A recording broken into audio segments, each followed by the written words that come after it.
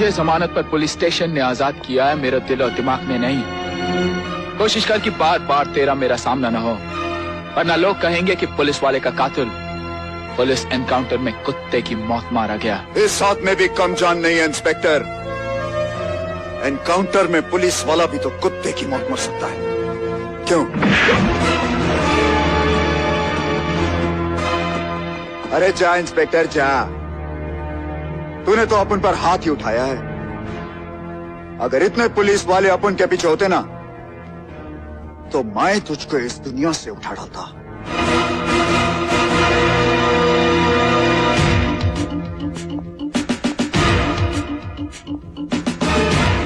जब तक हम में से किसी एक की मौत ना हो जाए, कोई बीच में नहीं आएगा। और अगर मौत मेरी हुई, तो मेरी मौत का इल्जाम इसके सर नहीं आएगा। This is my order. अब देखना यह है कि कौन किसे दुनिया से उठाता है।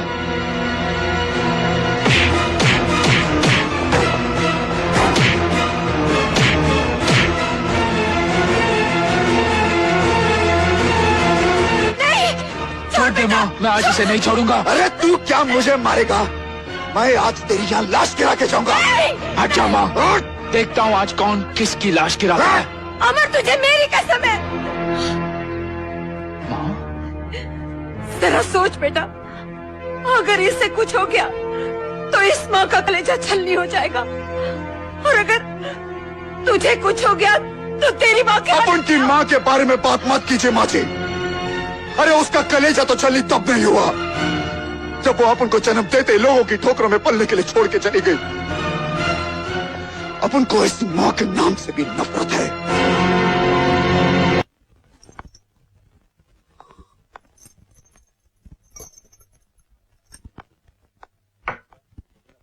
कांता, जरा फाइल तो उठा वहां से। क्या क्या क्या क्या कर रही है तुम? कौन? जी मैं सपना। देखो, तुम कोई भी सपना क्यों ना हो, हम किसी भी केस के सिलसिले में घर में मुलाकात नहीं करते। अंडरस्टैंड? लेकिन आप मेरी बात तो सुनिए। हाँ। मैं सपना, हम तुम्हारी कोई बात सुनना ही नहीं चाहते। तुम्हें जो कुछ भी कहना तुम ऑफिस में आकर कहो। नहीं, मुझे घर। नहीं क्या कहाँ कांता? हाँ अमर बेटे बोलो। माँ, सपना वहां आ चुकी होगी। मैंने उसे आप लोगों से मिलाने के लिए बुलाया था, लेकिन मेरा आना बहुत मुश्किल है माँ। जी जी, आप मेरी बात तो सुनिए अंकल। मैं अंकल? पाँव नहीं छुड़े दिए तो अंकल के दिल में घुसना चाहती है। तुम यहाँ से फौरन चली जाओ लड़की। ये नहीं जाएगी। माँ जी नमस्ते। माँ जी? मुझे अंकल, तुम्हें माँ जी? ये रिश्ते पर रिश्ते बनाई जा रही है। मैंने इसको बोल दिया है कांता कि मैं घर में कोई फैसला कर। अरे अरे संभालिए। क्या कोई नहीं। अजी, इस केस का तो फैसला भी हो चुका है। हो चुका है फैसला? ये हमारी होने वाली बहू है सपना। नमस्ते। क्या? बहू, तुम इतनी देर से अंट शंट बके जा रही हो। तुमने मुझसे कहा क्यों नहीं कि तुम मेरी होने वाली? अजी, आप इसे बोलने का मौका दे तब बोले ना बेचारी। अच्छा? हाँ, सौभाग्यवती भवा। वो हरामजादा राजा किसी भी सूरत में अदालत तक नहीं पहुंचना चाहिए। मुझे डर लग रहा है राजा। मैं जानता हूँ वेलजी ने रास्ते में कई रुकावटें डाली होंगी, मगर मैंने पूरा बंदोबस्त कर दिया है। क्यों खान? जी।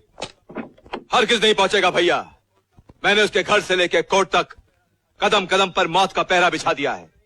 वो लड़की को लेकर कोर्ट में नहीं, सीधा जहन्नुम में पहुंचेगा।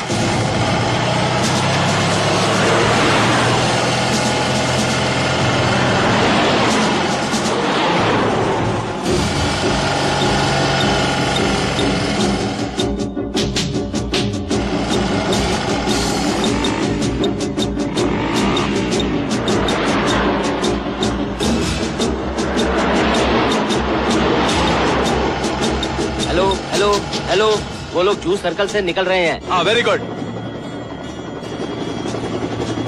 हेलो राणा, वो लोग तुम्हारी तरफ ही आ रहे हैं। राजा के बॉडीगार्ड को अपने प्लान के मुताबिक गोली मार दो और उन्हें उसी जगह पर ले आओ जहां पर उनकी मौत मुकर्रर है, समझे? Okay sir.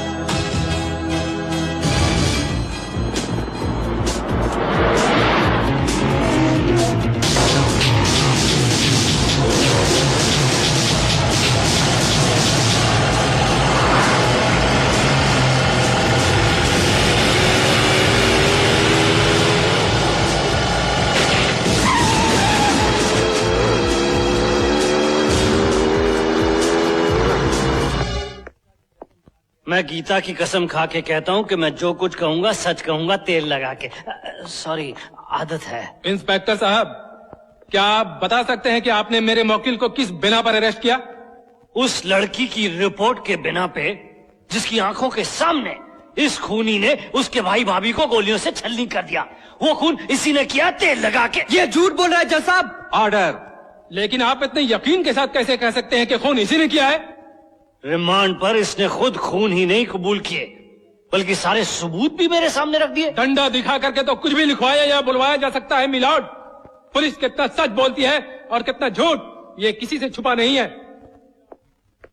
मिलॉर्ड, जब तक आई विटनेस वो लड़की यहां नहीं पहुंच जाती, तब तक इस मुद्दे पर बहस बेकार है। आप जा सकते हैं। उठ उठ। ये क्या किया तुमने? सब सच बोल दिया, तेल लगा के। लेकिन क्यों? इसके दो फायदे हैं। मैंने इंसाफ के मंदिर में झूठ भी नहीं बोला, और मेरा सच तो रास्ते में उस लड़की के साथ जल के खत्म हो जाएगा, तेल लगा के।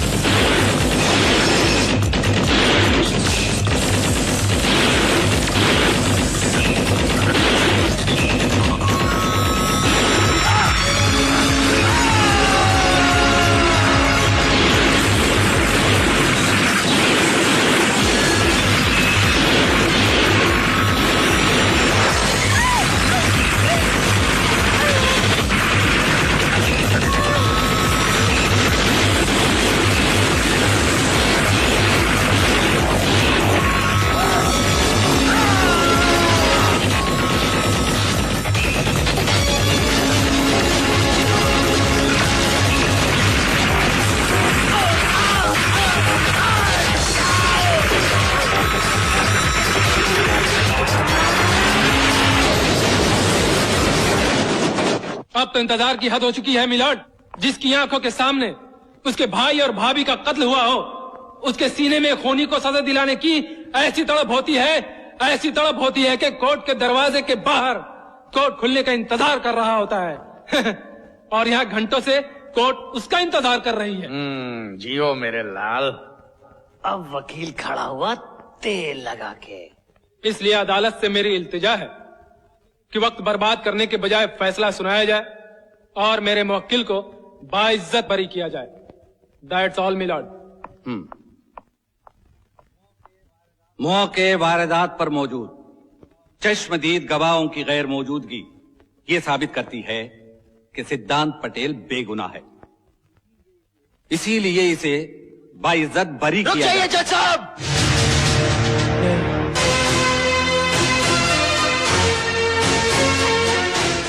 अब मर गया, तेल लगा के। क्या कहना चाहते हो? और ये लड़की कौन है? यही नीलम है जज साहब, जिसके भाई और भाभी का खून हुआ। मिस नीलम, आप इस कटघरे में आकर अपना बयान दीजिए।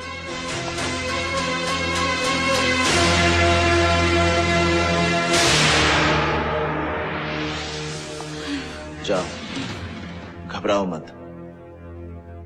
तुम सिद्धांत पटेल की मौत हो, और मौत किसी के बाप से नहीं डरती।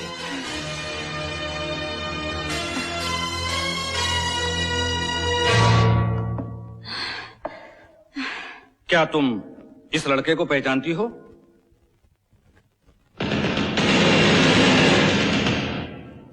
कोई अपनी तबाही का चेहरा कैसे भूल सकता है जज साहब? यही है वो खूंखार भेड़िया जिसने मेरे भैया और भाभी को मेरी आंखों के सामने गोलियों से छलनी कर दिया। यही है वो जालिम। जब तक इसे फांसी की सजा नहीं हो जाती मेरे भैया और भाभी की आत्मा तड़पती रहेगी उनकी आत्मा। जज साहब इसे फांसी दे दीजिए, इसे फांसी दे दीजिए जज साहब, इसे फांसी दे दीजिए जज साहब, इसे फांसी दे दीजिए, फांसी दे दीजिए इसे। मौके वारदात पर मौजूद चश्मदीद गवाह की गवाही के सामने तमाम सबूत और तमाम दलीलें झूठी साबित होती हैं। इसलिए अदालत मुल्जिम सिद्धांत पटेल वल्द वेलजी पटेल को मुजरिम करार देते हुए दफा 302 ताजीरात हिंद के तहत फांसी की सजा का हुक्म देती है। नहीं